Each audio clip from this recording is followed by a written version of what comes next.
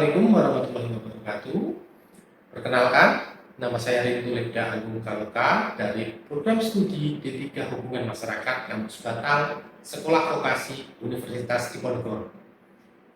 Video ini merupakan rangkaian dalam penilaian sertifikasi dosen, yakni pernyataan diri dosen unjuk kerja Tridharma Perguruan Tinggi atau PDD UKT PT dalam bidang pengajaran. Mata kuliah yang saya ampu adalah pengantar Public Relation dengan bobot 3 SKS. Penyampaian metode yang digunakan adalah dengan DIA atau Delivery, Interaction, dan Assessment. Mata kuliah pengantar PR ini membahas tentang pengertian dan arti penting hubungan organisasi, pemerintah, perusahaan dengan publiknya. Perkuliahan ini akan membahas tentang proses dan media public relation, fungsi public relation, elemen-elemen public relation, prinsip dasar reputasi dan image, serta memberikan deskripsi mendalam mengenai peran public relation dalam konteks manajerial dan teknis. Capaian pembelajaran yang diberikan pada mata kuliah ini adalah mampu memahami, mengidentifikasi, menjelaskan, dan mengaplikasikan teori-teori komunikasi yang relevan dalam bidang kajian kehumasan, meliputi konsep manajemen komunikasi, manajemen reputasi, kampanye, pengelolaan media, dan hubungan media massa. Kemudian mampu memahami konsep perencanaan program, mengidentifikasi, menganalisis permasalahan lingkungan, serta menerapkan problem solving di bidang hubungan masyarakat. Capaian pembelajaran mata kuliah ini, jadi setelah mahasiswa menyelesaikan pembelajaran mata kuliah ini, mereka mampu untuk menjelaskan konsep public relation yang meliputi ruang lingkup, sejarah, definisi publik, definisi hubungan, dimensi, metode, teknik fungsi, tujuan, hingga perencanaan program public relation. Kemudian mampu mengidentifikasi publik dan jenis hubungan dalam lingkup public relation. Mampu membuat produk komunikasi di bidang public relation melalui tugas dan mampu menjelaskan konsep perencanaan public relation. Dan yang terakhir adalah mampu menganalisis permasalahan public relation dalam lingkup perusahaan, pemerintah, dan UMKM. Materi dalam perkuliahan ini meliputi beberapa topik. Yang pertama adalah pengertian sejarah, ruang lingkup, tugas, dan sasaran public relation. Kemudian yang kedua adalah fungsi, peran, dan tujuan public relation. Yang ketiga, metode dan teknik public relation. Dan yang keempat adalah perkembangan ruang lingkup PR di era digital. Yang pertemuan kelima adalah marketing dan PR. Kemudian 6, pemahaman tentang media dalam proses komunikasi perusahaan. 7, media internal perusahaan dan manajemen media sosial. 8, perencanaan program PR. 9. Etika dan asosiasi profesi PR. 10. Humas dan keprotokoleran. 11. Hubungan media dan penyusunan press release. 12. Media center dan press conference. 13. Pelayanan prima dan penanganan komplain. Dan 14. Corporate social responsibility dan community development. Referensi yang digunakan dalam mata kuliah ini yakni dari Kelleher 2021 dengan judul Public Relation Second Edition dari Oxford University Press, kemudian ada Seitel 2020 dengan judul Practice of Public Relation Pearson, kemudian ada Egensberger Strategic Public Relation, Ticker 2021 The Public Relation Handbook, Brun dan Sa dengan judul Catholic Center Effective Public Relation, Tench dan Waddington dengan judul Exploring Public Relation dan Management Communication. Penilaian dalam mata kuliah ini meliputi beberapa hal, yakni aktivitas partisipatif dengan persentase penilaian 25%, kemudian project atau case-based learning ini sebesar 25%, sedangkan tugas dan kuis masing-masing 10%. Untuk ujian tengah semester dan ujian akhir semester sebesar 15%. Untuk tahapan selanjutnya, mari kita simak video pembelajaran pengantar public relation. Ya, assalamualaikum warahmatullahi wabarakatuh. Ya, apa kabar rekan-rekan mahasiswa semua? Baik ya. Oke, berjumpa lagi dalam mata kuliah pengantar PR pada pertemuan ke-11. Kali ini kita akan membahas mengenai hubungan media atau yang biasa disebut dengan media relation. Nah, pada pertemuan-pertemuan sebelumnya tentu kita sudah banyak sekali membahas mengenai definisi PR, peran dan fungsi PR. Nah, sekarang salah satu bagian terpenting dalam hubungan masyarakat atau PR adalah bagaimana kita menjalin hubungan dengan media. Nah, untuk itu coba rekan-rekan lihat gambar ini. Ada yang bisa berkomentar? Ini gambar, tentang gambar ini. Information is ammunition. Jadi informasi itu dapat menjadikan dia sebuah senjata. Dalam artian senjata yang bisa digunakan untuk hal yang baik atau hal yang buruk, hal yang positif atau hal yang negatif. Jadi tergantung siapa yang memiliki informasi tersebut. Jadi informasi itu menjadi hal yang sangat penting. Berita, nilai value, news value itu menjadi hal yang sangat penting, terutama bagi media massa dan juga kita di bagian humas. Nah, mengapa berhubungan dengan media atau melakukan media relation itu penting? Karena media relation ini merupakan alat yang strategis bagi organisasi untuk berkomunikasi yang efektif dengan media. Jadi kita harus menjalin hubungan yang baik dengan media. Jadi dalam hal media relation nanti harus dijalin hubungan yang baik antara kita dengan jurnalis dan juga institusi media. Dengan harapan apa? Kita bisa mendapatkan pemberitaan yang positif. Ya, betul. Seperti kita ketahui, kita kan selalu ingin berita itu positif, ya, berita itu positif. Gimana supaya pemberitaan tentang perusahaan, tentang pemerintahan, ya, tentang organisasi kita, institusi itu selalu positif, tidak negatif. Nah, ini makanya penting untuk menjalin hubungan dengan media massa. Kenapa? Karena sebenarnya antara PR dan media ini memiliki hubungan yang saling menguntungkan. Di mana PR ini membutuhkan media sebagai bentuk publikasi kita terhadap kegiatan-kegiatan kita. Jadi kita bisa mempublikasikan kegiatan kita di media massa. Begitu pula dengan media. Media massa ini membutuhkan PR sebagai sumber informasi, karena media ini kan kadang-kadang bingung mau mencari informasi kemana tentang perusahaan, konfirmasi tentang hal tertentu itu kepada misalkan kita di instansi pemerintah, hubungannya dengan siapa ya? Hubungannya dengan PR. Maka kita ini yang menjadi jembatan di situ. Bagaimana menghubungkan antara media dengan institusi. Yang media ini seperti yang kita ketahui ya, ada media cetak, media elektronik, dan media online atau media cyber. Kalau cetak ya kita tahu koran, tabloid, majalah. Kemudian kalau elektronik itu ada televisi, radio, dan saat ini media cyber ya, dalam bentuk website atau bahkan di sosial media. Sekarang sudah masuk ke ranah sosial media. Oke, sebelum kita lanjut mungkin ada pertanyaan?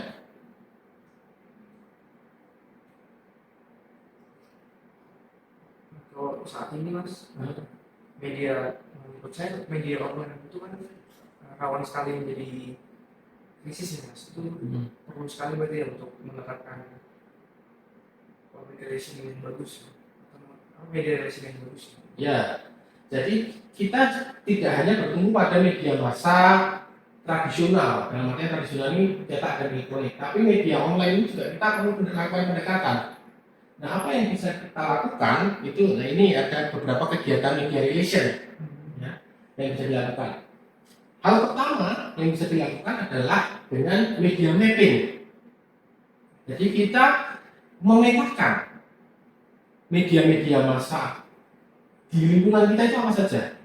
Ini dari tingkat lokal, tingkat nasional, yang bisa menjadi media partner kita.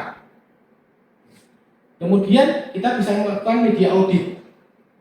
Kita audit, identifikasi siapa sih jurnalisnya, ya, atau media-media siapa saja yang menjadi kunci. Karena kan kalau kita tadi mapping ini kan tentu saja banyak sekali. Nah, kita bisa tahu perkecil lagi.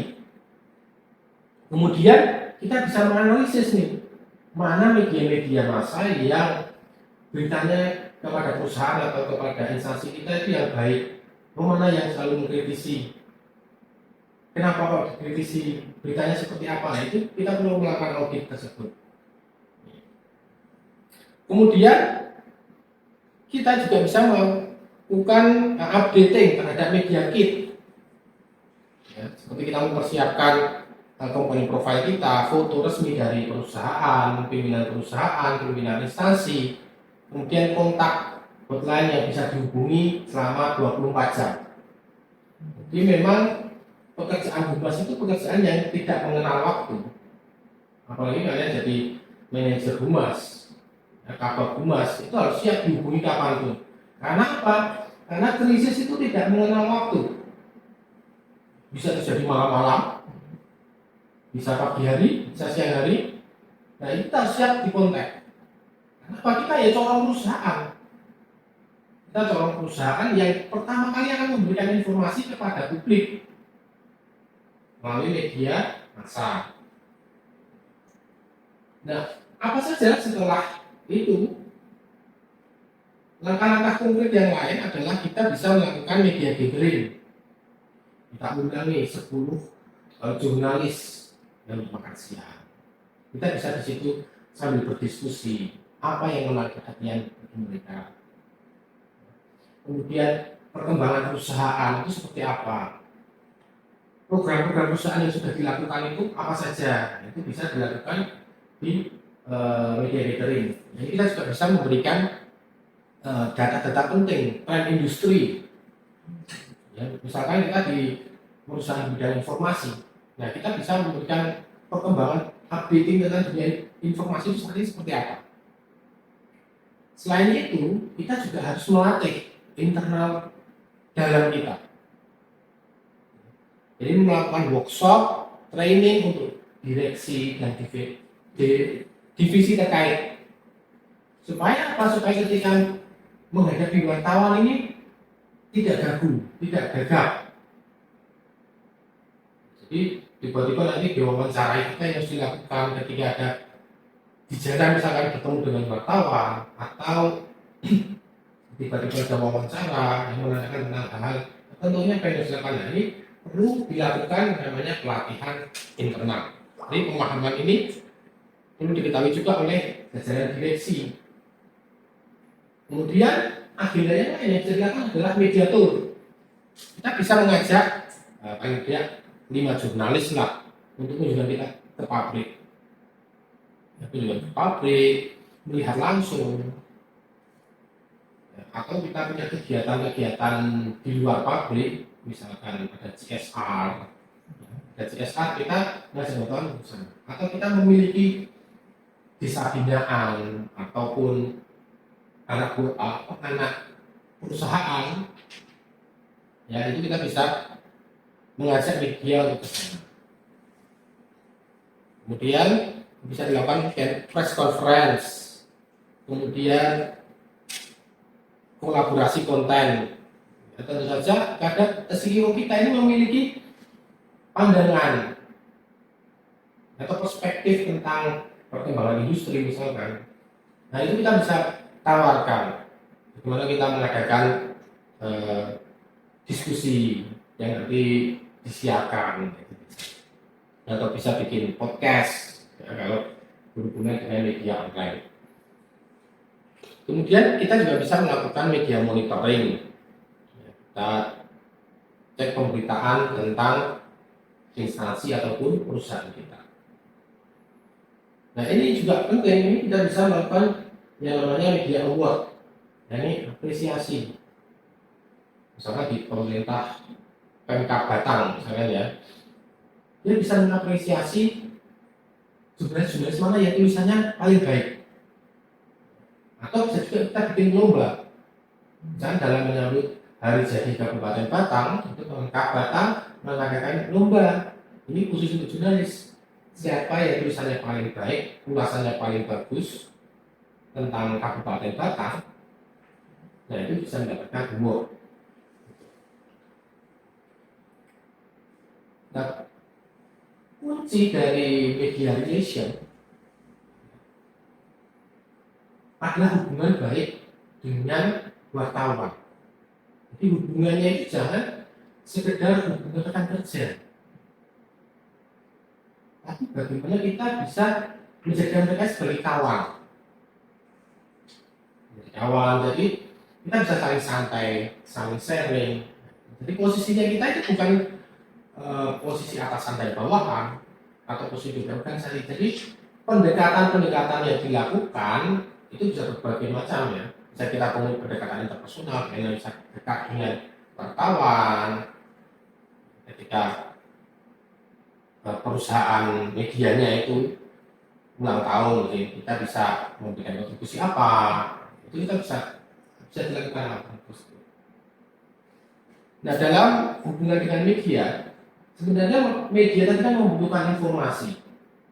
Nah di sini informasi yang paling konkret adalah pembuatan press release.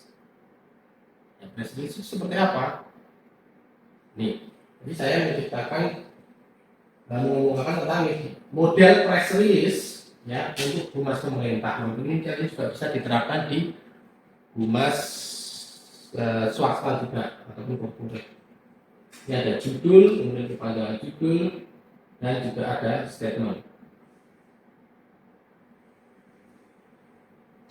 Nah, contohnya adalah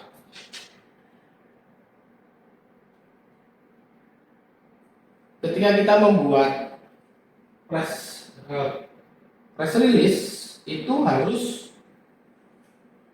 sesuai dengan bentuk pemberitaan. Jadi bentuknya itu bukan lagi artikel, tapi harus menyesuaikan dengan pemberitaan itu seperti apa. Berita itu bentuknya seperti apa, harus kita sesuaikan. Di sini adalah judul, ada kepanjangan judul, ada waktu, tempat, dan juga statement dari pimpinan.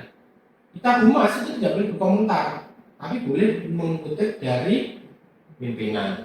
Nah, hal yang penting dalam membuat press release adalah kita bisa melihat sudut pandang. Ini salah satu contoh case tadi. Satu kejadian bisa dilihat dari berbagai macam sudut pandang. Contohnya misalkan kita sebagai humas dalam partai politik, ya, humas partai politik. Ini contohnya yang lebih mudah. Presiden Prabowo Gibran mengadakan kampanye di Simpang 5 Semarang. Kejadiannya itu satu kejadian. Tapi kita harus bisa melihat dari berbagai macam sudut pandang. Contohnya apa saja? Contohnya jalanan macet akibat kampanye Prabowo Gibran. Dua, sampah berserakan akibat kampanye. Ketiga, ibu-ibu pingsan akibat kampanye. Ya, berikutnya, ini komunitas motor untuk meramaikan kampanye. Ya. Jadi ini artis ibu kota untuk meramaikan kampanye. Nah, kita sebagai humas dalam membuat press release itu harus bisa memilih sudut pandang mana yang paling baik. Kenapa? Itu yang akan menentukan alur berita nanti. Jadi ketika sampai ke wartawan, dia juga akan diharapkan dia juga akan memakai sudut pandang kita. Kalau kita hanya cenderung mengundang mereka tanpa memberikan press release dengan sudut pandang yang baik menurut kita, itu bisa saja dia mengambil yang jelek, bisa saja mengambil yang sampah, bisa saja mengambil macet dan lain sebagainya. Jadi kita mengantisipasi itu dengan memilih sudut pandang.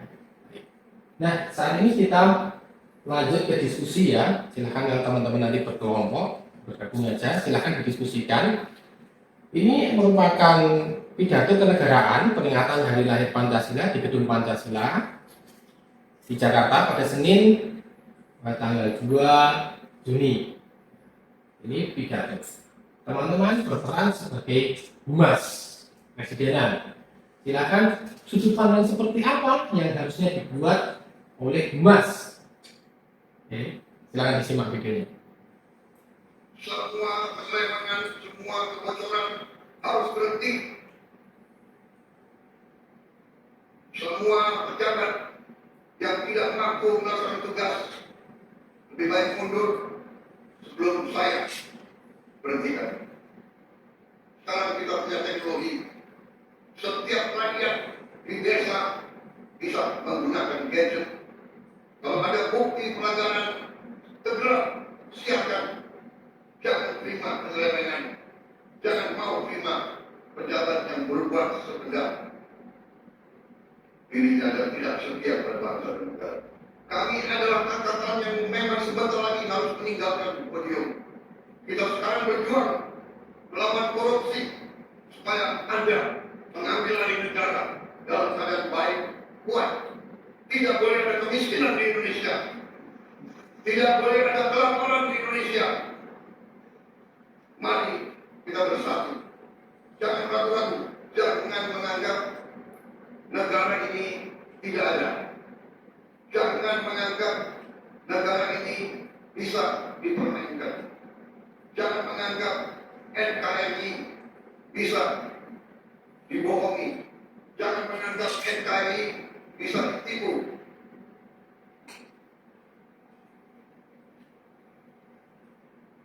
Oke, silakan diskusi. Semua kebocoran.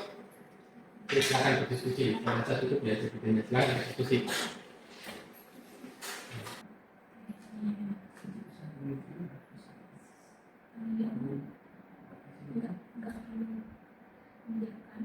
Ya, saya rasa cukup ya diskusinya. Kita silakan dari rekan-rekan siapa yang jadi perwakilan. Ya, silakan. Kalau saya melihat dari sudut pandang PR, kalau saya membuat press ini mungkin saya akan mengambil sudut pandang tentang yang tadi untuk pejabat-pejabat di pemerintahan yang ada di negara Indonesia itu untuk menjaga integritas, untuk tidak melakukan penyelewengan, kolusi, nepotisme atau korupsi, dan juga bisa mengajak masyarakat untuk menjadi pengawas dalam keberlangsungan itu, Mas. Jadi kalau misalnya masyarakat menemukan penyelewengan di lapangan, masyarakat bisa ikut serta untuk melaporkan. Tindakan ini bisa dijadikan atau bisa bertujuan agar Indonesia menghilangkan tindakan-tindakan yang atau korupsi-korupsi yang ada di pejabat yang sebagaimana sudah menjadi rahasia umum di negara ini atau di negeri ini. Oke, bagus sekali. Ya, tangan dong. Ya, jadi ketika kita membuat press release, kuncinya itu bukan kepada kegiatannya, bukan acara bukan acara peringatan Hari Lahir Pancasila. Tapi apa di balik itu? Apa yang penting? Tadi Jaka sudah menyebutkan, ya, ada bagaimana caranya supaya masyarakat itu turut serta. Nah, itu bisa menjadi headline, bisa menjadi judul. Presiden ajak mahasiswa ajak masyarakat untuk turut serta dalam pemberantasan korupsi. Atau tadi Presiden mengingatkan para pejabat untuk menjaga integritas. Nah, dari situ, jadi pemilihan sudut pandang ini menjadi hal yang penting. Nah, kesimpulan dalam pertemuan kita kali ini adalah yang pertama, bahwa menjaga hubungan baik dengan media itu adalah hal yang sangat penting dan hal yang sangat dibutuhkan. Karena apa? Karena masyarakat itu cenderung lebih percaya yang dikatakan media daripada yang dikatakan oleh humas secara langsung. Jadi itu kita perlu menjaga hubungan baik. Kalau media berkata baik tentang kita, tentang perusahaan, itu masyarakat cenderung mudah percaya. Dan yang kedua adalah kita harus bisa membuat press release yang baik dengan sudut pandang dari humas, sudut pandang humasan. Jadi jangan sampai media itu kita undang tanpa kita ada persiapan, tanpa kita membuat press release. Nah, dikhawatirkan nanti sudut pandang yang diambil oleh media itu berbeda dari sudut pandang yang kita harapkan. Saya rasa demikian pertemuan kita kali ini. Terima kasih atas perhatiannya. Assalamualaikum warahmatullahi wabarakatuh. Waalaikumsalam warahmatullahi wabarakatuh.